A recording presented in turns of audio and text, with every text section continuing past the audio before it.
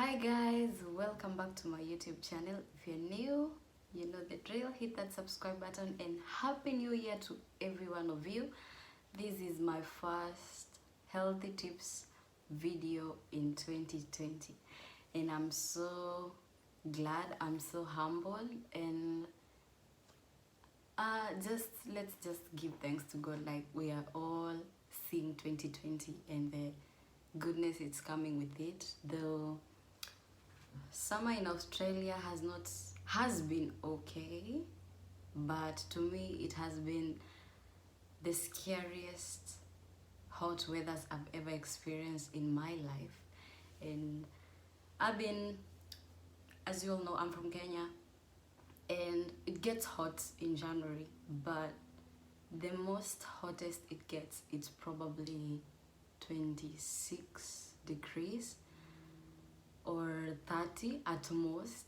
But here in Australia, I've never experienced this hotness. 41 degrees, you're like all the time. It's still hot now, but when you wake up to news of bushfire and you have this little weather thing telling you today we might experience bushfire, that's the scariest I've ever been in my life. But we thank God we're still alive. I'm still here, and everyone out there who's experiencing this, we wish you all the best. Let the people donating, thank you so much for the donations. There are links outside. I'll try and find some links to link down below. Just donate anything you have. I was just imagining, okay, I'm a grown woman, so I'm scared. I don't have my family here, but I'm scared. But I'm wondering, those who are really affected with their families, with their babies, how do they feel? Like, it's just scary to even think about it. And I can't say I'm safe because the bushfires are still happening, but we hope they stop. We hope it rains and everything goes down with time. Perth, mostly the parts that are affected are north side of Perth, which is Yangchip and Mugumba, and in the south it's Collie, which is really far from where I am. I just live around Murdoch area, so those are the most, I can say, affected areas. But let's just keep our fellow friends, colleagues, and this country in general in our prayers and support in any way you can. Yeah. Today I will be talking about pelvic floor muscles, most specifically in women. I told you about pelvic floor muscles in men some time back in 2019, when I was talking about when you want to help ejaculate, so in men. So now I'll be talking about it in women. So most of us as women, we go through body changes when you're pregnant, and it makes the pelvic floor muscles weak.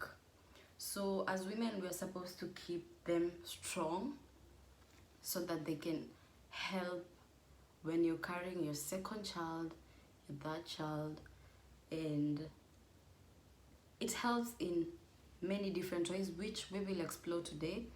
And I know most people, I'll just describe in a very understandable way. The pelvic floor muscles are these muscles around from your hip. There's this like hip bone you feel, and it helps like put your hips, your bum, and your everything together in the middle area.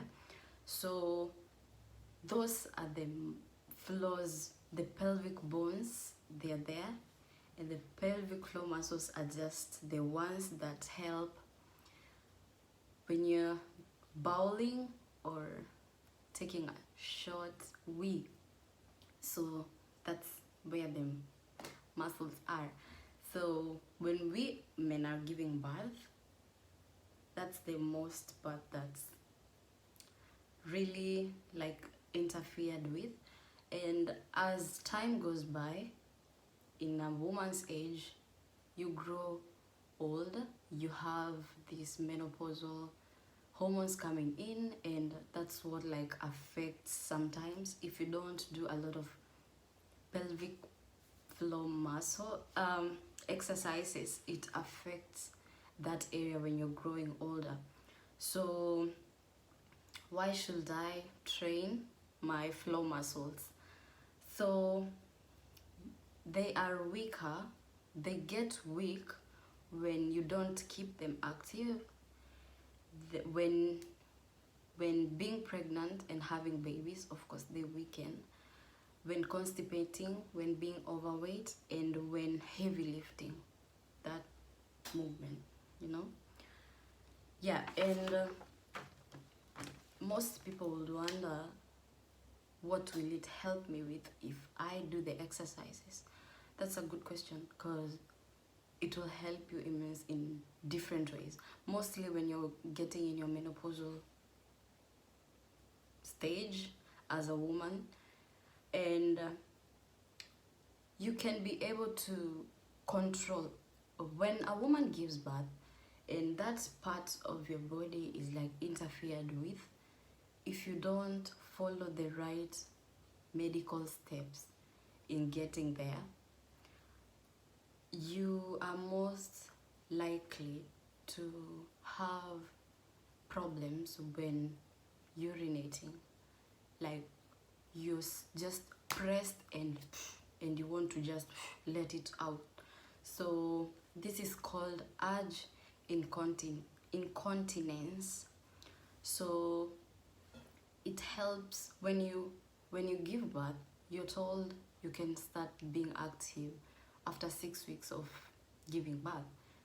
And yeah, if you have the normal birth, but if you have a CS, you take like, I think 2 months or 3 months, I'm not sure.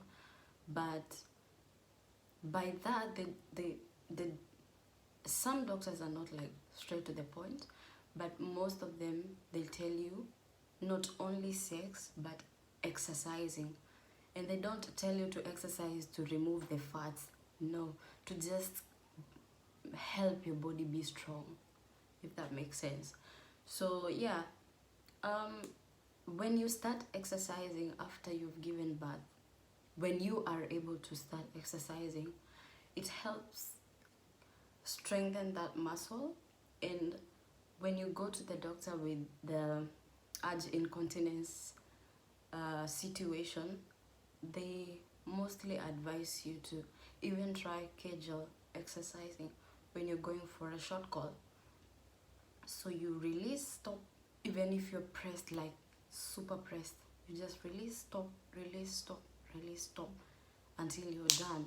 And this actually helps strengthen those muscles, and you go back like the way they say you bounce back to your normal body, but you actually bounce back down there. And I think that's the best feeling ever, to just bounce back normally back there. It's obviously not gonna be normal, but you're good to go, right? So yeah, I thought I'll just educate you guys a little bit on that, and maybe just stay cautious, know what your body needs, and I hope that helps. So I hope you have learned something new, you have enjoyed, and yeah, may you enjoy your new years. We are almost in February. That's crazy. But we just thank God. Seeing a new year is, I think, a blessing. It's obviously a blessing because not everyone has seen this new year.